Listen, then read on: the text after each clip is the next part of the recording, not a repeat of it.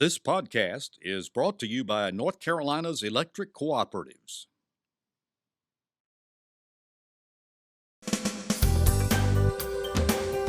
This is NC Spin, an unrehearsed discussion on issues of interest to North Carolinians.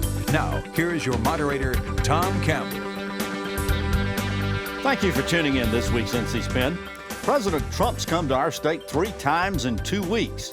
And as absentee ballots are being received, we talk about the campaigns. We also talk about the $1 billion our legislature appropriated just before Labor Day and the way they did it. And as always, we ask the panel to tell us something we don't know. Speaking of whom, they are this week Peg O'Connell, political analyst, John Hood, syndicated columnist and author, Chris Fitzsimon, director of the state's Newsroom, and Leo Daughtry, former state legislator. We'll begin our uninterrupted discussion after these brief messages from our underwriters. Your life is more flexible and efficient than ever, and your energy is too. See how North Carolina's electric cooperatives are building a brighter future for the rural communities we serve at ncelectriccooperatives.com/brighter. The big issue in 2020 is healthcare. Let's talk basics. You are the key to your own personal health, but there is strong evidence that if you have a relationship with a family physician, your quality of life will be better. You'll likely live longer, and you'll have 33% lower healthcare costs. Your family doctor knows you, has your medical history, and can quickly diagnose health problems. Family Physicians, your trusted healthcare advisor for life.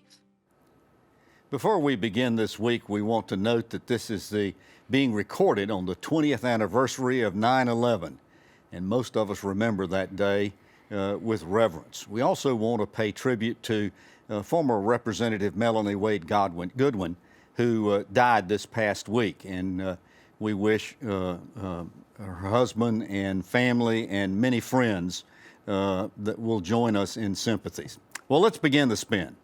Just before Labor Day, our state became the first in the nation to officially start voting for November's elections. Election officials began mailing out the more than 700,000 requested absentee ballots, and this week, boards of elections have started receiving some of them back. Polls show the presidential race is a dead heat, and last week this week, the president came to Winston-Salem. 9,000 people showed up without masks or social distancing. Leo Daughtry. Dave Plyler, who I suspect you know, the Republican chairman of the Forsyth County Commissioners, admonished the president to wear a mask and maintain social distancing when he was in Winston-Salem, but he was ignored. How's it going to look if there's a breakout from this 9,000 people who came to this rally? Well, it won't look good. I think the president has not been enamored with a mask. Since March, I've only seen him twice with a mask on. And I've seen him a lot on television. I don't know what effect that will have, but politically, it seems to me when he doesn't wear a mask, he's hurting himself with the older population who worry about the pandemic much more than the young people do. And I think they worry that if they get the pandemic, that they will suffer while young people think they are indestructible. So I think the president not wearing a mask has hurt him with a certain group of people, which are the older people. Chris, the polls show that this race is a virtual tie, really. We saw an East Carolina University poll that was released the 1st of September that showed 2 points, which is beyond, within the margin of error. So far as it goes, what's going to be determined, the determinant in this race, because so few are undecided? Well, I heard, been listening this week to a lot of people, pundits and pollsters around the country, and you make a point which is really interesting. One of the problems the polls had in 2016 is that there were a significant number of undecided people. Most of them, or a lot of them, broke for President Trump at the last minute. This election, I think most people know where they stand. It's a matter of who turns out, which everybody says, of course. But there's still, 50-some days until the election. A lot of interesting things have happened or will happen. Bob Woodward's book, The Latest Rage, sort of in the country. There'll be a lot of those things happening between now and November. But interestingly, you talked about absentee ballots. A lot of people are already voting. Yeah, so it's really hard, I think, for a lot of people to figure out if there are major events that happen October 20th, if a significant number of North Carolinians have voted, those events won't affect the election as they often do. That's why this is such a, I think, a perilous race to predict. Yeah, John, Chris mentioned Bob Woodward's book. Michael Cohen has a book out. There's another one that's getting ready to come out prior to the elections. What kind of impact are they having on Trump's popularity? Any at all? In a more normal presidential cycle, perhaps that's a strange way to put it, but you would think in the past, when we have witnessed political races in the past, you would think bombshell disclosures in books, even ones that maybe aren't entirely bombshells, but they're portrayed that way, you think they would matter. They matter very little in this scenario. As Chris said, people have already more or less made up their minds about President Trump. They may not have made up their minds entirely about Joe Biden, and that's why there's still some movement left one way or the other. But I think people have formed their opinions of Trump. What they hear about him as far as comments that he made in private that they don't like, it comports with what they already know about him. It doesn't change minds. So I think surprisingly, these disclosures so far, at least, have not changed the race very much. Yeah, it is sort of surprising. And Peg, I read a column this week, a national column, and it said a lot of the diehard Trump supporters don't really like a lot of what he does or says, but the one common denominator is they hate the people who hate Trump. What do you say to that? Well, I guess good for them. What is it? The enemy of my enemy is my friend. I mean, that is a horrible reason to vote for someone to be the president of the United States and the leader of the free world, or at least we used to be. People need to look at the character of these two men that are running for president, and I clearly think that if you look at the character of the people and the policies which they espouse, that in my book, Joe Biden is way ahead of Donald Trump. Leo, in looking at this race, and you've run statewide before and you've run lots of campaigns before, what's it going to take for Donald Trump to really seal the deal and win this election? What in North Carolina, what's he going to have to do? Is just coming here very frequently? I mean, the family, they might as well rent a room. I mean, they're here a lot. Well, I think he believes that he has a very good chance in North Carolina, and he also believes how important our state is. He has to paint a picture for the people for the next 4 years of a vision that he has, and I think he needs to talk about the economy and what he can do for the economy. Joe Biden is somewhat of an unknown. He doesn't show up a lot. He's not seen on TV as much, and he's not nearly as controversial. But at the same time, I think the people are looking and waiting to hear from both Joe Biden and Donald Trump. And the one that can make the message clearer is the one that's going to win. Yeah, Chris, people say the number one issue in this campaign to them is health care. Trump's not talking about that at all. He's trying to focus on law and order, thinking that that's going to be a winning ticket for him. Do you agree with that? And just as I asked Leo, what's it going to take for Joe Biden to win our state? Well, I think mobilizing his voters to be excited. I think that if this election is about Donald Trump, I actually think Biden's going to win. Trump is. I said this, I think, on our last show. What's fascinating is Trump is portraying this dystopian vision of America if Joe Biden is elected, but all the footage and all the evidence he has, it's Trump's America where all these bad things are happening. So he's running as an incumbent, trying to run as an outsider, which I think is a very tough sell for a lot of people. The second thing is, I don't disagree with John, and I've said it too, that I don't think these revelations are a big deal in the political world, maybe, except the one thing that's different about Woodward's book is that they have Trump's voice saying all these things. They have Trump's voice on tape denigrating generals, praising dictators, talking about the coronavirus in a way that nobody's ever heard. And I think you're already starting to see these commercials. It's pretty startling to hear Trump's voice instead of just reading it on a page. So I think these revelations may be a little different. John, we've said this is all about Trump. Is Trump going to be the determinant so far as the rest of the ballot in North Carolina is concerned? Can we pretty accurately predict who might win based on how well Donald Trump does in North Carolina? No, I don't think that's right. Well, of course, if he collapses in North Carolina, Republicans will struggle. If he somehow comes on strong in October and wins convincingly, Republicans will do well. But if we're in the position we are right now, where Trump wins by a couple of points or Biden wins by a point or two or something like that, other races may go in different directions. You can see it in the polling. You might find a poll where, for example, Roy Cooper is significantly ahead of Dan Forrest, but Tom Tillis and Cal Cunningham are tied, and some Republicans are leading in down-ballot races. Of course, people have become more partisan over the last couple of decades, and there aren't as many split-ticket voters, but there's still some.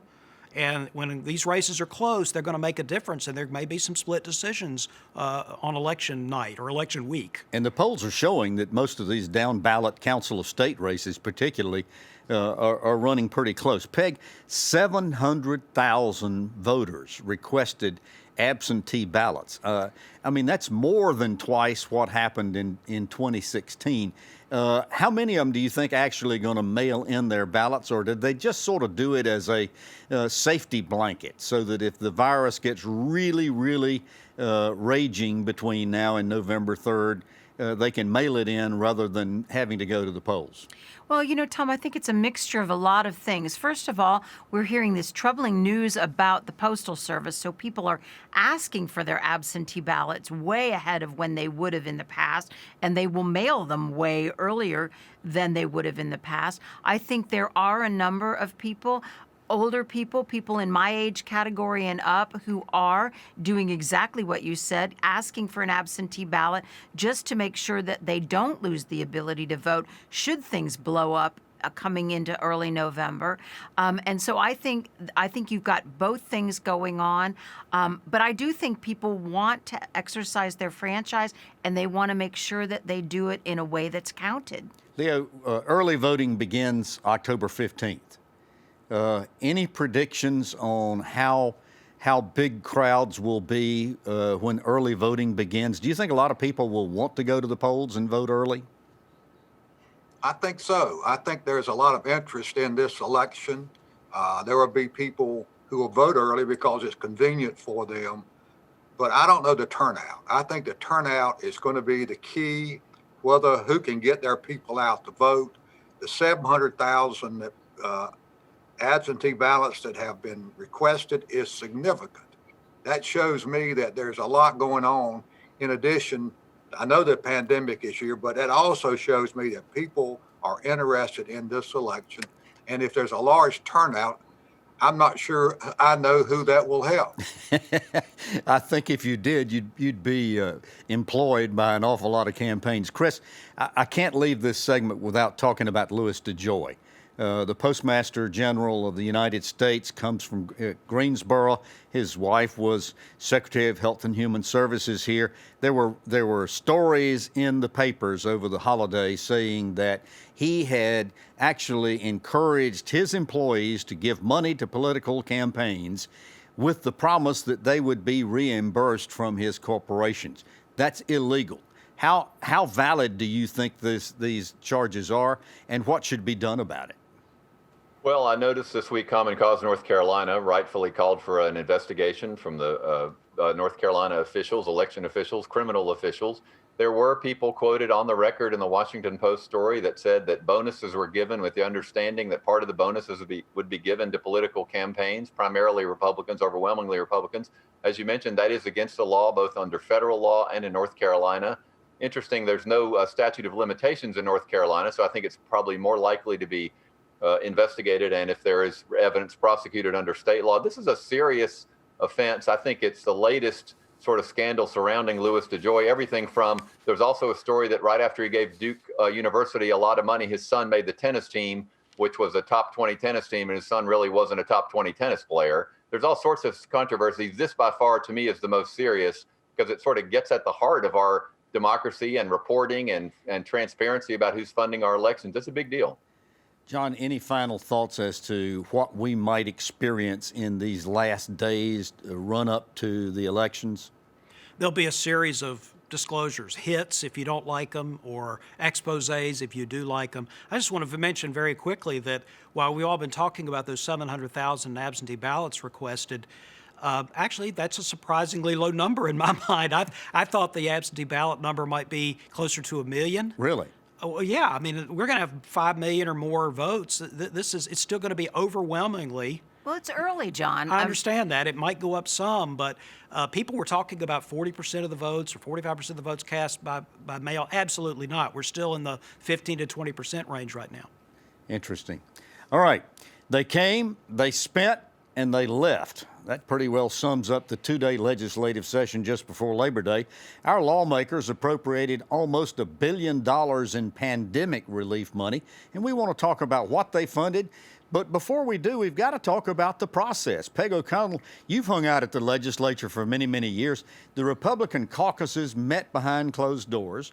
They stripped a bill the House had already passed, then inserted their appropriations without any consultation at all with the Democrats. Didn't read about this a lot, didn't hear about this. Was the media asleep? Why wasn't there more media coverage about this session? Well, you know, Tom, I think you answered your own question. It's awfully hard to cover a story when you don't know where it is or who's having a meeting or what they're talking about. So this whole, the virtualness of this makes it worse. But this was, especially in the Senate, this has been the way it has been for a long time. A few people make all the key decisions, and then they tell the House what to do, which I think is very unfortunate. I think this, I will say, though, this legislature did spend a lot of money, some of it on good things. I think the one thing that we will note about this is the thing they failed to do, which is expand Medicaid. And I'm going to talk about that in a minute. Leo, let's go back. This process of stripping bills, I'm trying to rack my brain and remember, when did this begin to happen? What were the circumstances where they started using this practice? Because by using the practice, there is no opportunity for members of the legislature to add amendments. It's a straight up and down vote. How did this get started? It got started in the Roman Empire, I think, because since I've been in politics, they've done that for years and years, and it's a straight up and down vote. It's been going on a long time, and both parties are guilty of it. It prohibits debate, and really you just have to vote up or down on issues, and it's hard to vote no when you've got some good things in a bill that you believe will help the state. So it's not a new process. It's been going on a long time, and I've seen it done. I've seen the Senate do it as well as the House do it.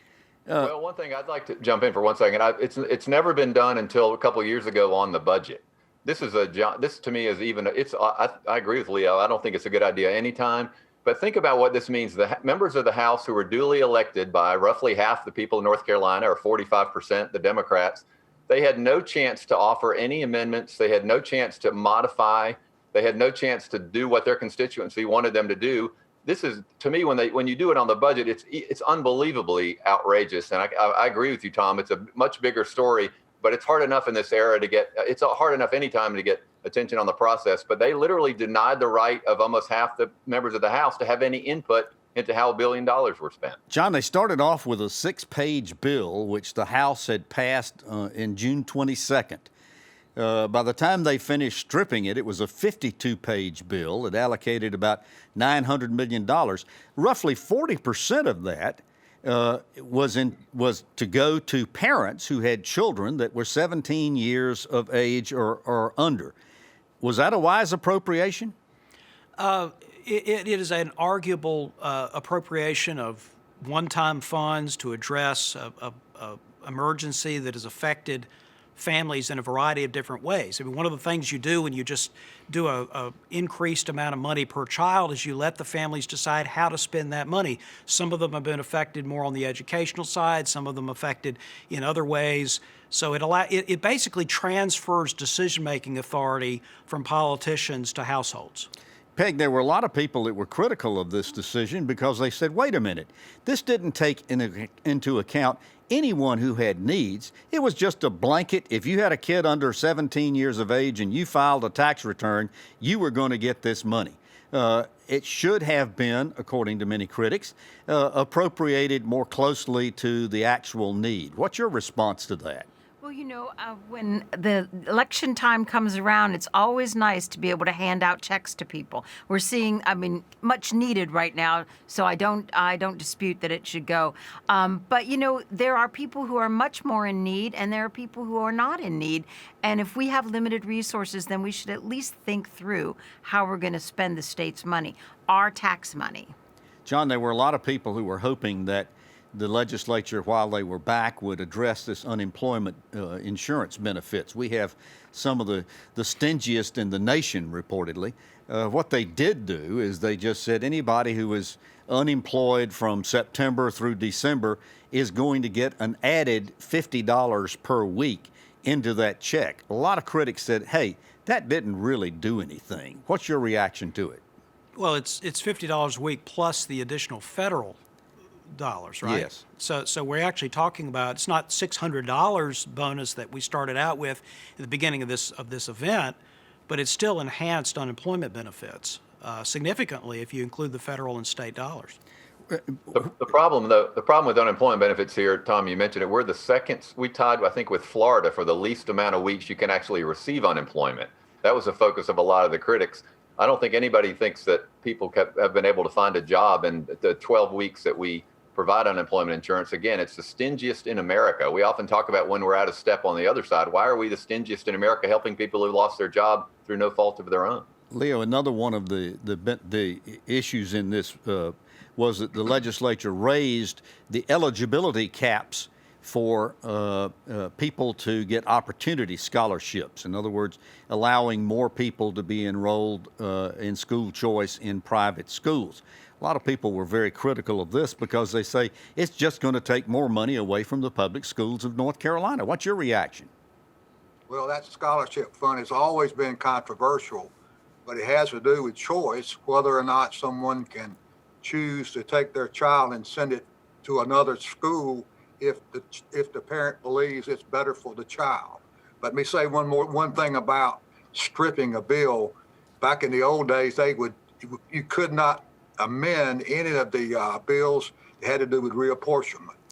That was gerrymandering. Peg, you mentioned this in your opening remarks on this topic. There's a poll that was released this past week that showed an overwhelming number of people in North Carolina support Medicaid expansion. They did not even give a whiff to talking about this. Why? Well, Tom, I think this is one of the cases where the people of North Carolina are way ahead of the members of our General Assembly or the leadership members of our General Assembly. We're in the middle of a pandemic. They see their neighbors hurting. They see themselves hurting and suffering from possibly a deadly disease. And the huge number of people with no health insurance is concerning to them. It's a personal issue for people because it affects them because they could get sick, but it's also a moral issue. I think this time of COVID, as much as we are divided, has made us think about how do we care for ourselves as a community. John, they adjourned sine die, which typically says they're not coming back this year. Do you think there'll be any additional short sessions? There may be some either before or after the election. Remember that we don't really have good knowledge yet about what our budget deficit in North Carolina looks like. They were originally supposed to update the revenue forecast in August. Now they're talking about late September. There's still a lot of uncertainty about that. And then, of course, after the election, who knows? All right, let's turn to ask the panel to tell us something we don't know. Chris Fitzsimon. Well, there's a lot of talk about how North Carolina is doing versus other states. I was just looking before we went on here. The death rate from COVID-19 in North Carolina, as of today, is half as high as it is in South Carolina and Georgia and Florida, as third as high as it is in Mississippi. Only Kentucky, in any state remotely considered southern, has a lower death rate per 100,000 from COVID. So Governor Cooper and the measures he's been enacting seem to be doing something right. Peg O'Connell, tell us something we don't know. Well, I know people are hungry for news from Farmville. The UNC don't take my time. The UNC television crew from North Carolina Weekend came to Farmville and filmed a segment at Cafe Madeline, which is a lovely French bakery and cafe. People should come to Farmville, walk the main street, buy some antiques, be there. Thank you. Leo Daughtry, tell us something we don't know, and it doesn't need to be about Johnston County. It's going to be about the PGA and that great event that's going to happen in Pinehurst when they move some of the headquarters down there. It's going to mean a lot to that area. But the main thing is it's going to have a domino effect with golf courses that we have in this state that and other golf tournaments manufacturers can be played on. Yeah. John, tell us something we don't know. I mentioned the state budget. Well, North Carolina started this fiscal year with $1.2 billion in its rainy day fund, but also $1.5 billion in just money left over in the general fund, and that's even grown more since July. So there's a lot of reserves. I don't know if it'll be enough, though. All right. Well, you've heard our spin on the issues of the day. To stay informed all during the week, sign up for our free weekly email newsletter. Give your feedback and read my weekly column. Visit our website, ncspin.com, or catch NC Spin on Facebook. While there, subscribe to our newsletter, our podcast, and be sure to watch NC Spin on YouTube channel. Join us next week for more balanced debate for the Old North State. Until then, stay informed and watch out for the spin.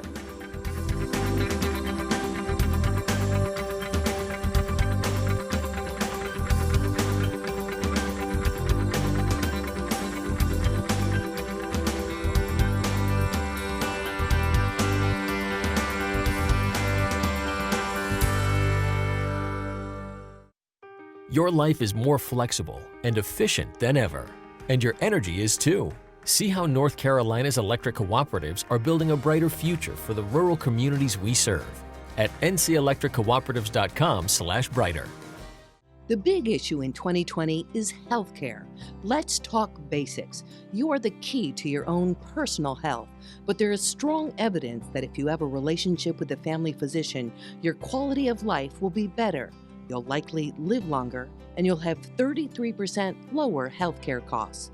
Your family doctor knows you, has your medical history, and can quickly diagnose health problems. Family Physicians, your trusted healthcare advisor for life. North Carolina Channel is made possible by the financial contributions of viewers like you who support the UNC TV network.